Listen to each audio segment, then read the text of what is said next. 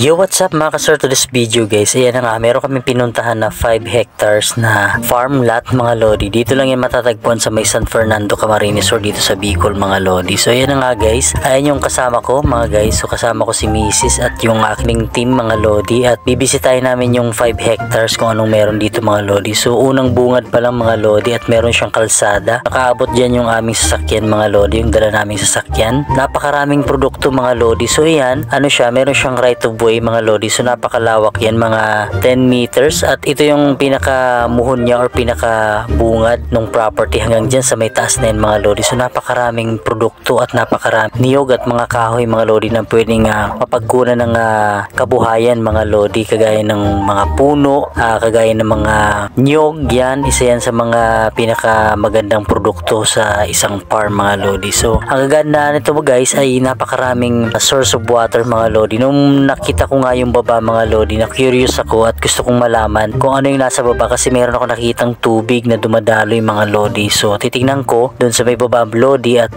baba nga ako dyan nung mga oras na yan at nakita ko nga dyan si tatay, yung caretaker dun sa baba. At ayan, galing ako dyan sa may taas mga guys. So bababa ako dyan sa may babang yan kasi meron ako nakitang parang ilog siya, parang sapa siya na meron siyang tubig. So titingnan ko kung okay ba yung tubig na dumadaloy mga lodi. So ipapakita ko guys kung anong itsura nung source of water. So yan nga guys, meron siyang bukal mga lodi. So hindi naman siya talaga sapa mga lodi. So parang dinadaluyan lang siya nung bukal ng tubig mga lodi. So yan dumadaloy talaga siya na galing talaga sa bundok yung tubig mga lodi. Kaya yung property na talagang merong magandang source of water siya yung property nito mga lodi. At ang kagandahan pa niyan, maraming mga puno mga guys. So yan nga, babalik na ako dun sa may taas. At ayun nga, dun ako galing sa may babang yan mga lodi at napakaraming puno. At ayun na nga, pupunta na ako dito sa may pinaka property. So ayan, merong kubo at syempre kung saan sila bibiyak ng mga buko mga lodi na ginagawa nilang kupra mga lodi. So nagkukupra sila dito, yun yung kabuhayan nila mga lodi. So kung mapapansin nyo guys, ayan, at merong kubo din yung parang bahay mga lodi. At ayan merong Bermuda grass at napakaraming puno at napakaganda ng lugar na to mga lodi. At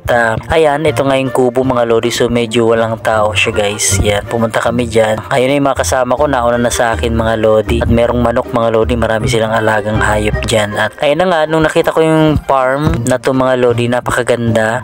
May part siya na elevated na pa bundok. So maaari kang mag-hiking dyan. At pag nakarating ka dun sa may taas yan, sa parting yan, akitin ko yun mga lodi. So makikita ko dyan sa may taas na yan. So kitang kita yung ganda ng view. At medyo malapit na rin yan sa may dagat mga lodi. So mga 30 minutes na biyahe pa is makakarating ka na sa dagat mga lodi. So yan shortcut talaga yan dyan sa may lugar na yan mga lodi. At akitin ko tong bundok na to mga lodi. At syempre may nagbibideo din yung aking misis mga lodi. At sa mga katanong nga pala guys, so ito yun sa mga ginagawa namin ni wife. Bibenta kami ng mga property mga lodi na meron siyang mga amenities at meron siyang mga complete title kasi si misis ay isa siyang certified licensed agent broker mga lodi. So yan, isa rin ako sa mga sumasama sa kanya at ako rin yung nagbibideo nung property mga lodi. At yan, sinasamahan ko siya sa mga site visit namin sa mga property na binibenta namin mga lodi. At ito nga property na to guys, napakaraming prutas kagaya nung bayabas mga lodi. So napakaraming bunga ng bayabas, kaya nga kumuha ko ng bayabas. Yung pinipili ko lang na bayabas dyan yung mga hubal kasi kapag medyo hinog na yung bayabas, meron siyang uod mga lodi. So kinukuha ko lang dyan yung mga hubal or yung katamtamang lang, yung maghihinog na siya, kaunting hubal lang siya, maghihinog. At nga, napakaganda guys. So yung makikita yung view dyan sa may taas, simula dito sa may taas mga lodi. At yun na nga, tinatawag na ako ng mga kasama ko sa baba na babada na ako doon. At sabi ko nga, saglit lang dahil meron pa ako kuning bayabas mga lodi. So syempre siya sayang din at medyo nagugutom na ako yan kasi mga mag 10 AM na yan ng umaga mga lodi. Kaya nanguha na ako ng bayabas.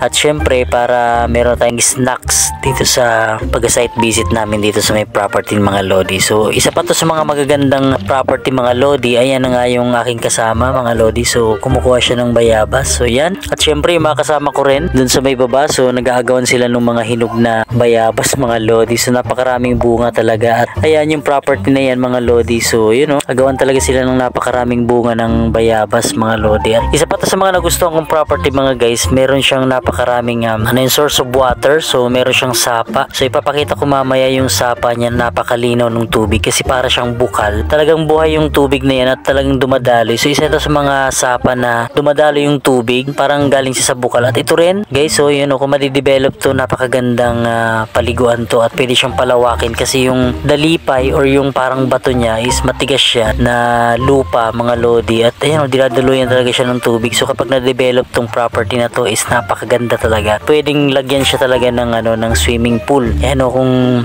mapapansin nyo guys, yan nga inano ko sa kamay ko, napakalinaw at talagang fresh na fresh yung tubig na dumadaloy kasi bukal siya mga guys. Galing sa bundok mismo yung tubig na yun mga lodi. So yan nga talagang umaapaw yung tubig ng guys. Bubuhos talaga yung tubig dyan pababa. So nagugas kami ng kamay at syempre medyo maputi kasi mga dinaanan namin. At yan yung tubig talagang dumadaloy talaga siya guys. So napakalinaw. At bumaba pa ako dyan sa may parting baba na yan at nakita ko ayan ayan meron siyang medyo malalim na pwede ng paliguan mga lodi. So hindi pa siya nalilinisan ng mabuti, pero kapag ito ay na-develop tong property na ito, isa tong sa mga pinakamagandang property guys na mabibili ninyo mga lodi. Sa mga interested buyer dyan mga lodi, so comment lang kayo at makikita nyo yung details nito dyan sa may baba. Nilagay ko yung details, yung description ng property na to mga lodi. At syempre kontakin nyo rin yung contact number na ilalagay ko dito mga guys. So yun maraming salamat at see you again sa mga adventure na gagawin natin. Bye bye.